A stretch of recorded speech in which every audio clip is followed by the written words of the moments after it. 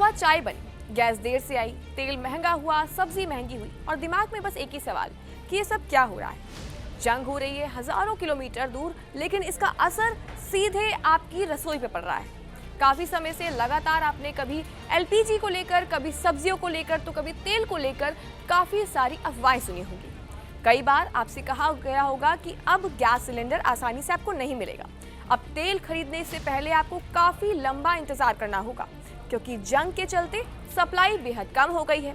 लेकिन आज की इस रिपोर्ट में हम इस सारी कंफ्यूजन को दूर कर देंगे और आपको बताते हैं कि आखिर असल में ईरान, अमेरिका और इजराइल की जंग के बीच असल में भारत में या पूरी दुनिया में सच में कौन सी चीजें और किसकी सप्लाई रुकी है, कौन सी चीजें महंगी हुई हैं और क्या सस्ता हुआ है। नमस्कार, मेरा नाम है कनिष्का और आप देख रहे हैं जी न्यूज का डिजिटल प्लेटफॉर्म। इजराइल, अमेरिका और ईरान के बीच चल रही जंग ने पूरी दुनिया की सप्लाई चेन हिला दी। सबसे बड़ा असर उस रास्ते पर पड़ा है जहां से भारत अपनी तेल और गैस की सप्लाई लाता है और इसका नाम है स्ट्रेट ऑफ हॉर्मुज। जैसे ही यहाँ पर तनाव बढ़ा, तेल, गैस और उससे जुड़ी हर चीज महंगी होने लगी। अब सवाल उठता है कि आखिर सच में क्या क्या महंगा हुआ है। तो सबसे पहले बात करते हैं आपकी थाली की, यानी कि खाने का तेल। सनफ्लावर ऑयल यहाँ पर महंगा हुआ है, पाम ऑयल की कीमतें बढ़ी है, इसके साथ ही सोयाबीन तेल भी ऊपर गया है, यानी रोज का खाना अब सीधा महंगा हो गया है। और अगर अब बात करते हैं एलपीजी गैस की, तो बता दें सप्लाई स्लो हुई है। कई जगह लंबी लाइनें, तो कहीं कुछ जगह ब्लैक में सिलेंडर महंगा मिल रहा है। लेकिन आपको बता दें कि सरकार ने ये साफ तौर पर कह दिया है कि पैनिक करने की यहाँ पर कोई भी जरूरत अब नहीं है।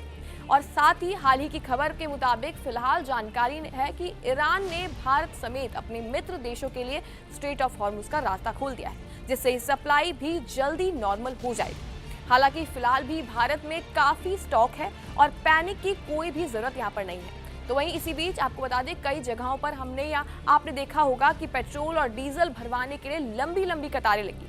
कई लोग परेशान हो रहे हैं, तो ये कंफ्यूजन भी आपकी हम दूर कर देते हैं। दरअसल आपको बता दें कि कच्चे तेल की कीमतों में उछाल आया है। आने वाले समय में और असर इसका संभव है। लेकिन असली सवाल अब ये है कि क्या सच में भारत में गैस खत्म हो गई है? तो जवाब है कि नहीं। सरकार और कंपनियों ने साफ कह दिया है कि पेट्रोल, डीजल और एलपीजी की सप्लाई जारी है। कोई भी पूरी तरह का संकट नहीं है। लोगों को घबराकर स्टॉक करने की जरूरत नहीं है। फेक न्यूज से इस समय बचना बेहद जरूरी है, क्योंकि ऐसे में लोग परेशान होकर जमाखोरी करने लगते हैं और फिर इससे देश भर में सप्लाई पर असर पड़ता है। यानी कि आपको आसान भाषा में हम बताएं तो फेक न्यूज थी कि गैस खत्म हो गई है, लेकिन सच्चाई ये है कि सप्लाई धीमी जरूर हुई है, लेकिन बंद नहीं हुई है। फेक न्यूज थी कि अभी स्टॉक कर लो, नहीं तो बाद में नहीं मिलेगा। सच ये है कि घबराहट में खरीदारी से ही दिक्कत बढ़ती है। फेक फैक्ट था कि तुरंत कीमत दोगुनी होने वाली है, लेकिन सच्चाई ये है कि कीमतों को कंट्रोल करने की कोशिश सरकार लगातार कर रही है। हालांकि इस सबका मतलब ये बिल्कुल नहीं है कि आप अंधाधुंध इन चीजों का इस्तेमाल करें। सही से चीजों का इस्तेमाल करें, फिजूल में स्टॉक चीजों को ना करें, क्योंकि जहां से तेल आता है वहीं युद्ध चल रहा है।